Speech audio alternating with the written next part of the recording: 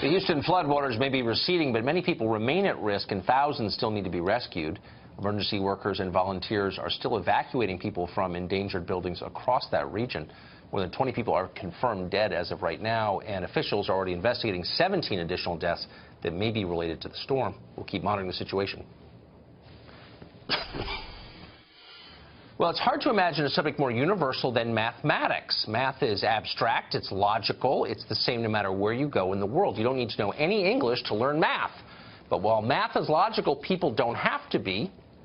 Now a group of academics is claiming that math is racist somehow. A new statement by the National Council of Supervisors of Mathematics calls social justice, quote, a key priority in math education, and condemns, quote, the current unjust system of mathematics education, excuse me, which it says is defined by privilege and oppression. Connie Schrock is the president of the National Council of Supervisors of Mathematics, and she joins us tonight. Connie, I didn't think there was... Tucker. Thank you. Hey, I didn't think that math, being universal and logical, could be affected by racism. How does this work? Well, in our position paper, I'm not sure that we ever used that word racism, and we're really not talking about mathematics. I don't disagree with what you just said as far as what math is.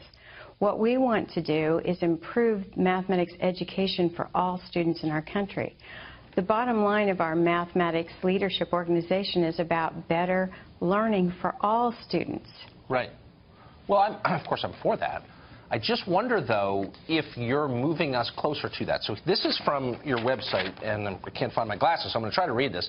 It says, a social justice approach to mathematics education means to imbue mathematical experiences with opportunities to learn multiple histories of mathematics, analyze issues of fairness, and promote civic responsibility in their own communities and beyond. Now, if you said to me, I'm going to teach your kids that, instead of learning algebra, I would say, first, stop patronizing me and my children, and second, go ahead and just teach them math, okay? Because nothing in that paragraph is going to help them get ahead in life. I would feel like you were shortchanging my kids if you proposed that to them.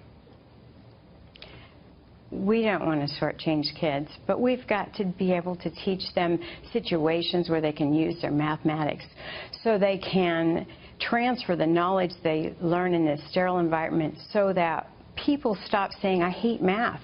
We want to change that perception. We want it to be the ticket to their future, not something that provides a barrier to their learning. So when you translate all that, the bottom line is we want them to be able to use mathematics to improve their lives and their future. But I'm still planning to teach them mathematics, and they still have to know facts. We just don't want them to teach and learn facts in isolation and not understand where to put it and what it's going to do for them and the use they would have for it. So a lot of poor school districts have terrible math scores. So I think Detroit 8th graders, something like 7% are passing proficient in math. It's not a money problem. I mean, kids in Detroit, I think Detroit spends something like 13 grand per child, which is more than Fairfax County, Virginia, one of the best school districts in the country. What do you think's gone wrong there? And this is a sincere question. I don't know the answer to it, but I would think this is the kind of thing you're thinking about. Why do you think that is? It's such a sad number, a terrible number. It is a terrible number, and you know, education is important, but it doesn't take away all the other barriers these children face before they come to school. Right. We can't take care of those things that happened to them before they got to school. And what we're trying to do is provide mathematics education leaders with information. We want to share with the leaders that come to our seminars, our webinars, our conferences, what has happened in other places similar to them that's been successful. We're not going to tell somebody that there's one way to do mathematics, but what we want to do is provide them the opportunity to learn so that they can enable their students.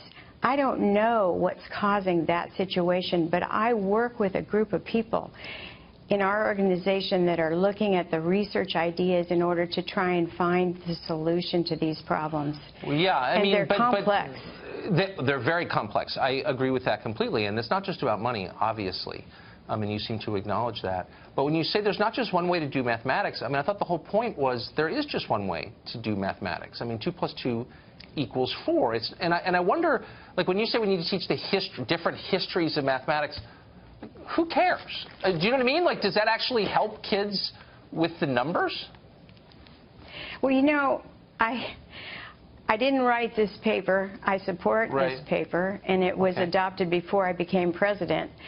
I teach history and math, and today I was with students, and they were sharing stories of mathematicians through history's lives, and all of them fought against different barriers to be successful.